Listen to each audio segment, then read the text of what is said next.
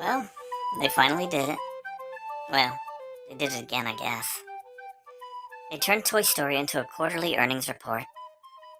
I sat down expecting another adventure with Woody and Buzz. Instead, I got a 102-minute corporate PowerPoint presentation wearing a cowboy hat. This thing isn't a movie. It's Disney checking to see if the copyright still works. I've seen instruction manuals with more dramatic tension. This feels like somebody found the Toy Story franchise in the attic, blew the dust off of it with a credit card, and whispered, "One more merchandising cycle." So grab your pull-string dolls and hide your iPads, kids. We're diving into the sequel nobody asked for, and apparently nobody was awake enough to stop. Back in 1995, Toy Story changed animation forever. It wasn't just technically groundbreaking, it actually had a heart. Toy Story 2 somehow improved on it. Toy Story 3 gave everyone emotional trauma in a furnace. Toy Story 4 existed. And apparently Disney looked at 4 movies and said, but what if 5? Directed by Andrew Stanton and Kenna Harris, this feels less like a story someone desperately wanted to tell and more like a meeting somebody desperately wanted to end. The whole movie carries that unmistakable aroma of a project approved because somebody in the boardroom asked, "Do we have anything with Buzz Lightyear scheduled for fourth quarter?" It had Disney Plus energy that somehow escaped containment and wandered into the movie theater. Andrew Stanton helped create the originals, which somehow makes this even stranger. It's like asking Michelangelo to paint your garage door. The screenplay feels assembled from sticky notes. Need Jessie somewhere? Coincidence. Need Buzz to find her? Coincidence. Need emotional closure? Old photograph. Need an army? Thousands of Buzz Lightyears. Need conflict? iPad. The script treats coincidence like an emotional support animal. Every time the plot painted itself into a corner, another coincidence burst through the wall wearing a cape. I wasn't watching storytelling. I was watching narrative whack-a-mole. Tom Hanks and Tim Allen return. For about 12 minutes. They're basically expensive guest stars in their own franchise. Enough screen time for the trailer, enough nostalgia for the posters. Then the movie politely escorts them into the background, while Jessie takes over. Now, before anyone starts throwing potatoes at the rabbit, Jessie becoming leader isn't the problem. Woody disappearing so she can become leader is. That's not character development. That's moving the furniture so one chair looks taller.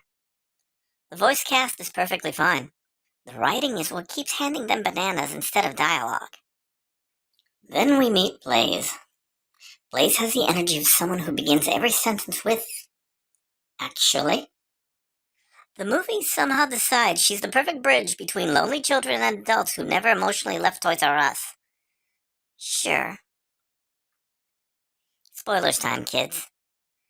Not that you'll remember them. The movie opens with a shipping crate of new Buzz Lightyear toys washing into a deserted island.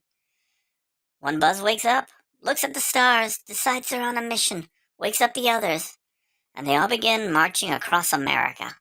Nobody notices. Nobody reports it. Apparently thousands of identical space rangers crossing several states is just Tuesday. Meanwhile, Bonnie has become shy around other children. Fair enough. And then the movie immediately tells us the solution is an internet-connected tablet. Because subtlety packed its bags and went 20 minutes ago. Bonnie receives a tablet called LilyPad. It immediately becomes the villain, not a metaphor, not an influence, not anything else but the actual villain. Folks, let me hit you with the greatest irony in cinematic history. The main antagonist of Toy Story 5, a franchise born from Pixar, the beloved underdog studio that got gobbled up by Disney like a cheap Happy Meal, is a fancy talking iPad.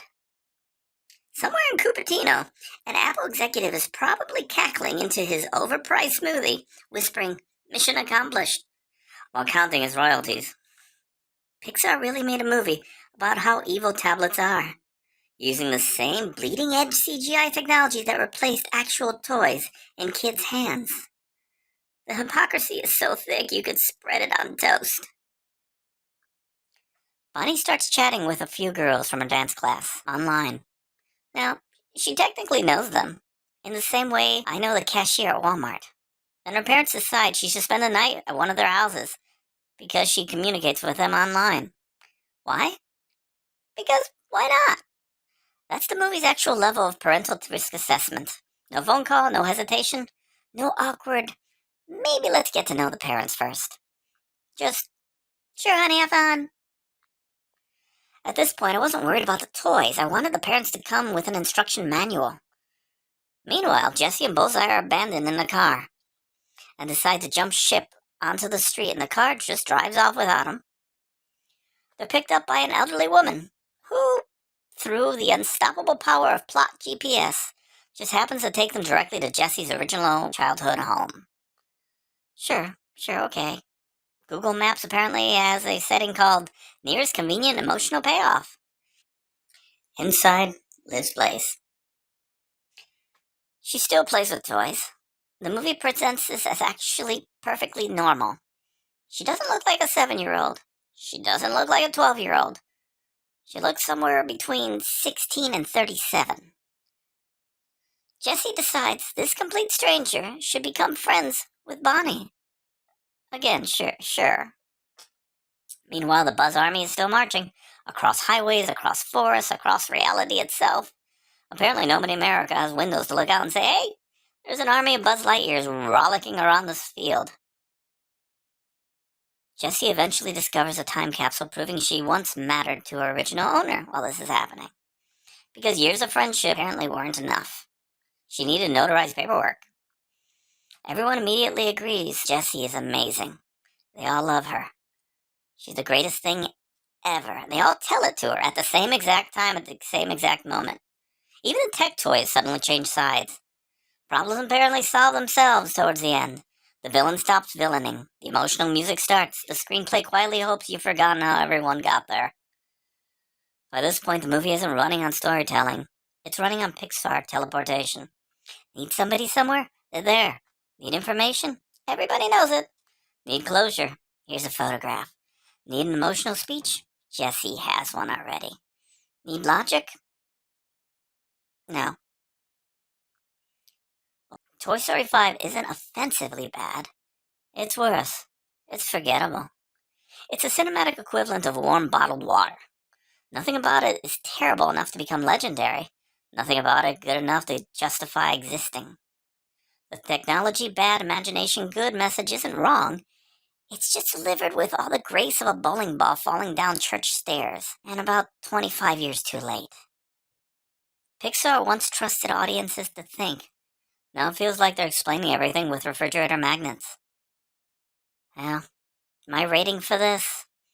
2 out of 5 abandoned tablets. It's half the charm, twice the convenience. Recommendation? Go watch Toy Story 3. Let that be the ending. This one feels less like a sequel and more like DLC for your childhood.